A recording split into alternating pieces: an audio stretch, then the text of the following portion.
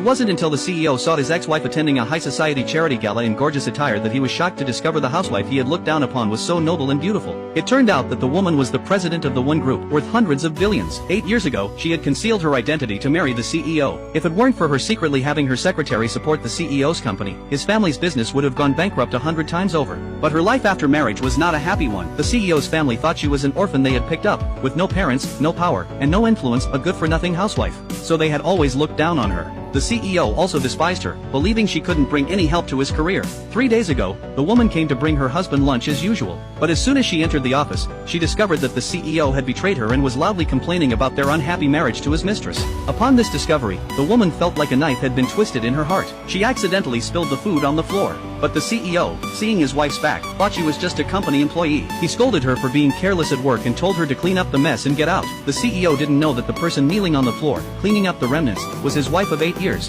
Later, the CEO, disregarding his wife's feelings, brought his mistress, who had just returned from abroad, to their home, saying she would be staying there for a while. The woman was instantly blinded by anger, but as soon as she dared to object, the CEO immediately threatened her with divorce. He even said the thing he regretted most in his life was marrying a useless housewife like her. No matter how the woman explained that the CEO's company could only have such achievements because of her behind-the-scenes support, the CEO wouldn't believe her. He mercilessly threw her out of the house, slamming her to the ground. Little did he know, the woman had just become pregnant. He had killed his own child. The woman, waking up in the hospital, finally gave up hope completely. She decided to leave the CEO. 3 days later, she would hold a grand signing ceremony, personally announce her identity at the banquet, and cancel all cooperation with the CEO's company. 3 days later, the CEO, who hadn't even divorced his wife yet, brought his mistress to the banquet. To his surprise, he saw his wife stepping out of a luxury car worth millions. His mother, holding her grandson, blocked the woman's path. She questioned her daughter-in-law, asking what right a lowly orphan with no background had to attend a high society banquet. But the woman, abandoning her usual timidity, stated that she had no right to manage her. The mother-in-law was still relentlessly berating her when the CEO arrived with his mistress to pick up his mother. Seeing the woman dressed plainly, the CEO mockingly sneered at her, saying she was just a country bumpkin born in a rural village, and her appearance here would only embarrass herself. He told her she'd be better off going home to nurture her pregnancy.